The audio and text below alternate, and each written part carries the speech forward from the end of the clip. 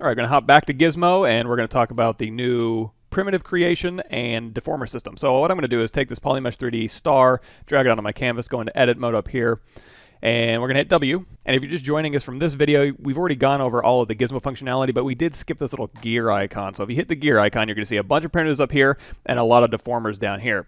Before we get to the deformers, let's start with the primitives. The primitive system's pretty simple. All you need to do is go ahead and, say we want to start with a polycylinder. So what I'm going to do is tap the polycylinder, and that's going to change my unmasked object that I just had into a cylinder. If I turn on polyframe here, you're going to see that's what the polyframe looks like. If you go back into the Gizmo, you can also look at the cylinder 3D, and this one will have the polarized caps. If you turn on polyframe, you'll see that. Now, if I turn off polyframe and start adjusting these sliders, you're going to see that it's going to put polyframe back on even though we turned it off. That's just a feature to make sure that as you're adjusting these sliders, you don't have to go and manually turn polyframe on and off. So you can adjust these little cones here, and you're going to see these little cones in every single one of the deformers. So if you hover over them, you're going to see a little pop-up at the bottom there. It says inner radius is 0. H divide is 12, V divide is 11. These are pretty self-explanatory.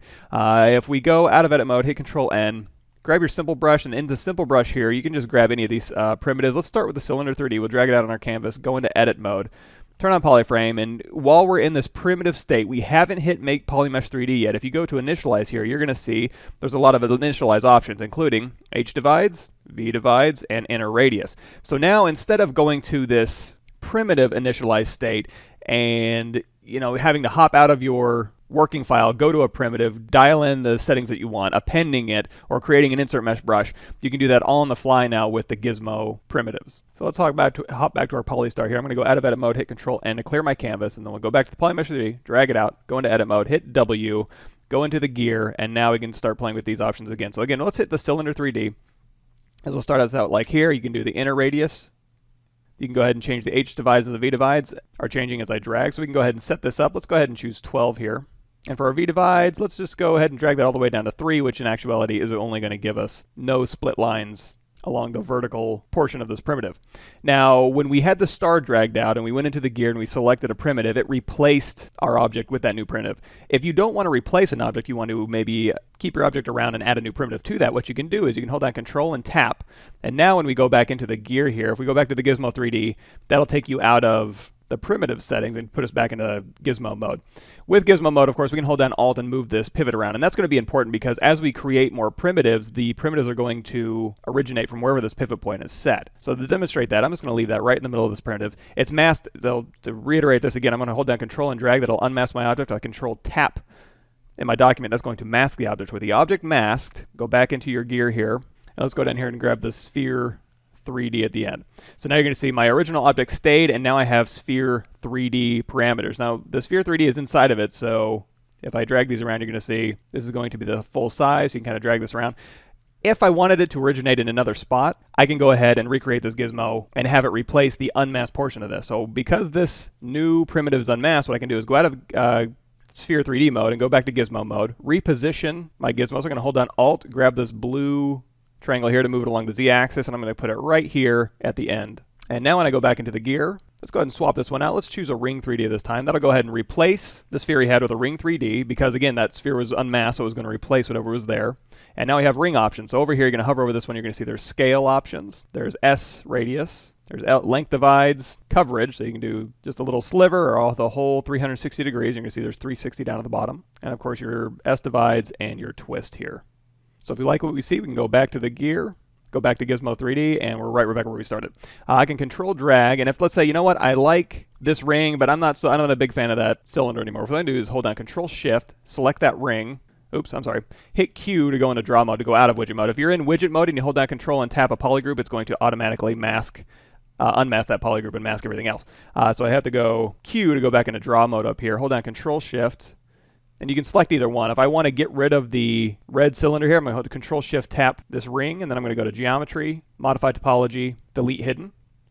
I'm going to hit Control, and I'm going to hold down Control and hit the canvas, Control tap the canvas here, hit W to go back into Gizmo mode. If I do a primitive now, it's going to put that primitive right here where that gizmo pivot is. So what I can do is I can hold down Alt, and it's also going to orient it that way. So I'm going to hold down Alt and hit this reset orientation to make sure it's pointing Z forward. I can also hold down Alt and say go to home axis, and that'll go back to my 0, 0, 0, and then of course I can hold down Alt and move this around. If I wanted to, I can control drag to unmask this, and then hold down Alt, click the little teardrop shape, and that'll go to unmasked mesh center, and that'll put the pivot right in the middle of the bounding box of this object. Now again, if I want to continue dragging out a new primitive, I can control tap to go ahead and mask that primitive, go into the gear, just go ahead and grab that sphere 3D again. It's going to put it right there in the middle. I can go ahead and change my parameters. I want to change the V divides, the H divides, the size from either side. So you can do the size from this side and kind of do coverage that way, or you can do coverage from this way. So let's go ahead and change the coverage this way. We'll go ahead and match that here. And now when I change the coverage, these divides are going to be constrained to just that kind of half coverage that we have going. So we can go ahead and change, H divides are fine. We'll change the V divides to kind of simplify this a little bit. If we like this, we can go ahead and control drag, go back into our gear, go back to Gizmo 3D, and now we can start modifying this thing as we want. And actually, before I do that, I'm going to control Z so we can go back to this, where this one's masked and this one isn't. So when I go out of Sphere 3D mode and go back into Gizmo 3D mode, at this point, I can go ahead and just scale from wherever that pivot was, which is right there, move this thing back, and now we have this object to kind of start playing with. So if you're ready to start modeling, you can control drag, you can split these things apart, or what we're going to end up doing is going back into these deformers and kind of playing with this shape. But before I do that, I want to show you one more thing that might be of interest to you. Let's go ahead and control tap in our document to go ahead and mask this object out, because I want to keep these primitives there. I'm going to hit W to go back into Gizmo mode here. I'm going to go into my gear, and let's go ahead and choose cylinder 3D. Now I'm going to have a cylinder 3D in here, and let's say, you know what, these settings are fine, but what I want to do now is move this thing around. I don't have to go back into Gizmo mode. I can just hit W again, and that'll change me from the cylinder 3D primitive initialize settings to the move. So now I can move this thing around and kind of position it and scale it as I want.